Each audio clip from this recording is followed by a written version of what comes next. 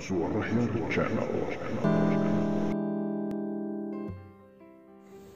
Assalamualaikum warahmatullahi wabarakatuh. Kembali bertemu dengan saya Ahyar M. Perbana di Suara Ahyar.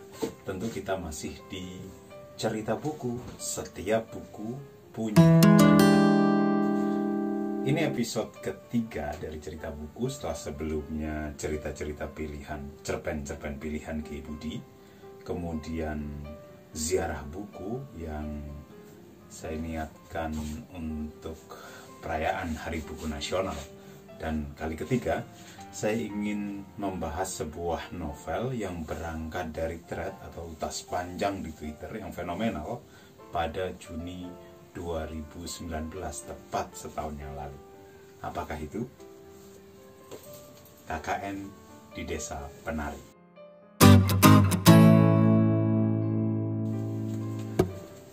Ketika cerita KKN di Desa Penari hadir di Twitter medio Juni-Juli 2019, hati saya sama sekali belum tergerak untuk menengoknya. Maklum, saya bukan warga negara Twitteran yang baik. Saya tweet yang pemalas. Akun Twitter yang saya buat belasan tahun lalu berada di zona sakaratul maut antara hidup dan mati. Sangat jarang saya mengunggah cuitan di Twitter. Nah, kisah KKN di Desa Penari bermula dari sebuah utas atau thread panjang yang dicuitkan oleh Simpleman di akun Twitter. Saya perlu menengok catatan agar tidak keliru. Di akun Twitter @simple SIMPLEM 813785523. Utas berisi lebih dari 30 tweet tersebut hadir mulai 24 Juni 2019 mulai dari cerita versi Widya. Apa itu cerita versi Widya dan adakah versi lain? Saya akan bahas kemudian.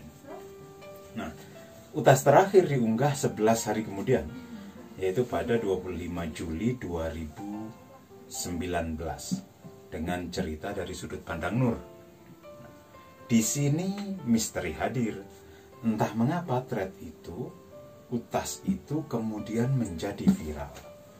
Generasi milenial yang acap kali terlekati atribut, predikat, label, ogah baca, malas baca, ternyata mengikuti cerita itu, membacanya hingga tuntas. Ini menunjukkan bahwa, ini kabar menggembirakan, bahwa budaya baca belum benar-benar sampai pada senjakala. Soal itu rasanya, kita semua patut acung jempol pada thread tersebut. Saya sendiri tidak cukup punya stok kesabaran untuk menekuri rangkaian tweet itu. Rasanya struktur cerita yang masuk ke kepala saya menjadi terpenggal-penggal.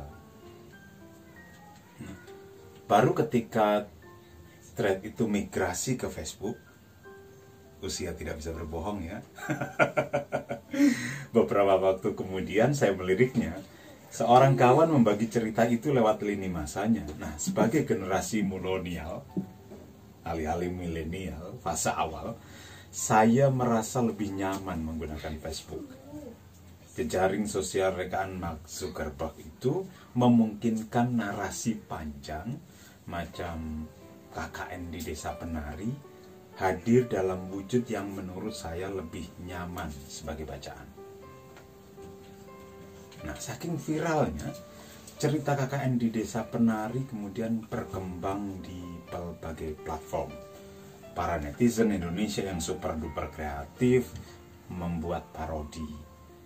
Mereka juga riuh mengomentari kebenaran cerita yang oleh penulisnya, tadi saya sebut Simpleman alias Simple M81378523, diklaim bertolak dari kisah nyata. Simpleman mengaku mendapatkan kisah Bima dan kawan-kawan dari teman ibunya. Kemudian dia sedikit mengubah beberapa hal, mereka-reka dialog, dan hal terpenting, mengaburkan lokasi kejadian. Saya sengaja membagikan kisah KKN di Desa Penari sebagai pelajaran bagi para penerima kisahnya. Kata Simplemen dalam sebuah wawancara podcast bertajuk Mau Pulang Tanggung dari penerbit Bukune, yang ini ditayangkan pada 5 September 2019.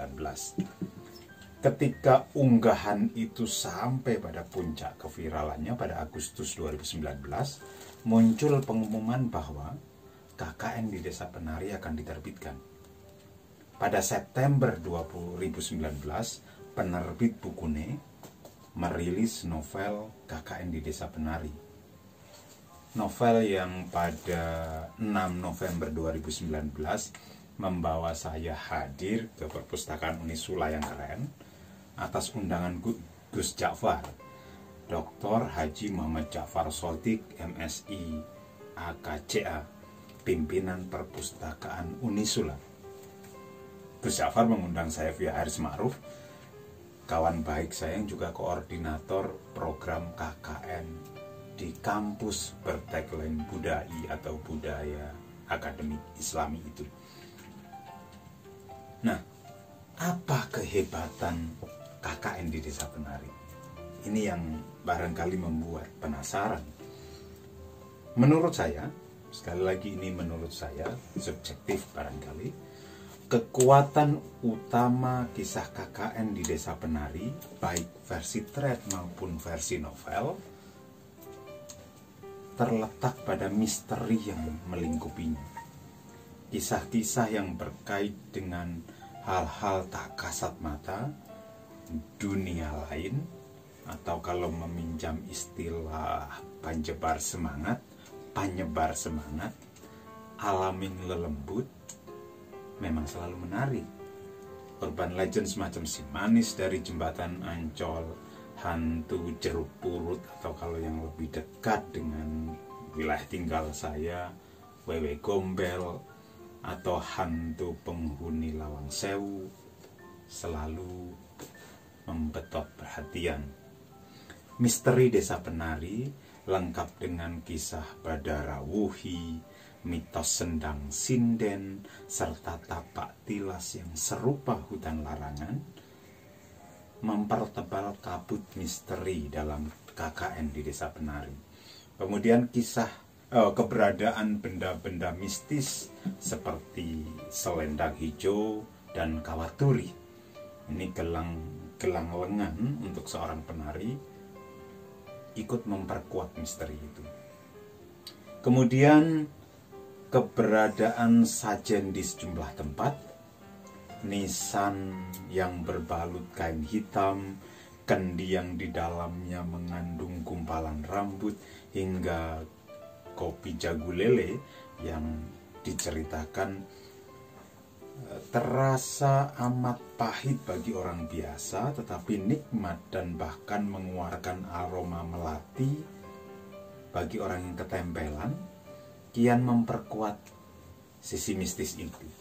Saya sempat bertanya-tanya, kopi dengan aroma melati? Saya penyuka kopi, rasanya agak janggal ya kopi dengan aroma melati. Mungkin penulisnya penggemar teh. Nah, ditambah lagi suara sayup-sayup gamelan di tengah hutan, suara perempuan nembang, kemudian bayangan orang menari, hingga bungkusan yang semula seperti jajanan, tetapi ketika dibuka berubah menjadi kepala monyet yang bersimbah darah, merupakan bumbu yang menambah kemisteriusan cerita. Nah, ini saya kira nilai kuat di cerita KKN di Desa Penari. Nah, para tokoh periferi, tokoh sampingan semacam Mbah Buyut yang memiliki pengetahuan tentang dunia lain, atau Mbah Dok yang konon merupakan penjaga dalam tanda kutip tokoh Nur, serta Mbah Langsa, Pak Kiai yang hanya muncul pada bab terakhir novel KKN di Desa Penari, menjadi jembatan menuju kisah-kisah misteri itu. Keberadaan mereka membuat dunia lain menjadi terasa lebih dekat dan terjangkau. Nah, soal dunia lain, selain dunia lain, hal kedua yang membuat KKN di Desa Penari viral menurut saya adalah unsur yang dalam jurnalistik nih, dunia saya, dikenal sebagai proximity atau kedekatan. Secara geografis, latar cerita yang berada di sebuah daerah di Provinsi Jawa Timur relatif dekat dengan pembaca, setidaknya dengan saya. Selain itu, cerita yang berkutat pada persoalan KKN juga relatif tidak berjarak dengan pembaca. Para pembaca dari kalangan mahasiswa pastilah akrab dengan KKN. Mahasiswa yang belum melaksanakan KKN bisa jadi akan berimajinasi, membayangkan tempat mereka KKN kelak ada kemungkinan memiliki kondisi yang mirip dengan Desa Penari. Tentu dalam situasi pandemi corona macam hari ini, KKN lokasi macam begitu agak sulit dibayangkan. Ini saya kira cerita dalam situasi yang lebih normal. Nah, di sisi lain, pembaca yang dari kalangan lebih dewasa, KKN di Desa Penari membawa nuansa nostalgis. Bisa jadi mereka terkenang saat melaksanakan KKN di sebuah desa terpencil, di lereng gunung yang jalannya berbatu-batu, belum ada listrik pula. Bisa jadi mereka terkenang saat mandi bersama di sebuah sendang atau sungai. Atau bisa pula mereka teringat kisah-kisah cinta lokasi, baik dengan teman sesama peserta KKN, atau maupun dengan anak Pak Lurah, si kembang desa yang jelita.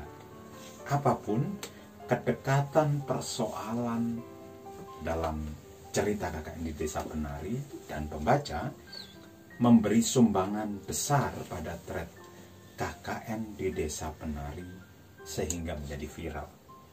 Pengarang dan juga penerbit tentu layak berharap, sangat layak berharap hal itu akan membawa pengaruh positif pada penjualan novel. Saya kira ini harapan, ekspektasi yang sangat wajar. Assalamualaikum warahmatullahi wabarakatuh. Saya Hayat Permana. Yuk berbagi cahaya.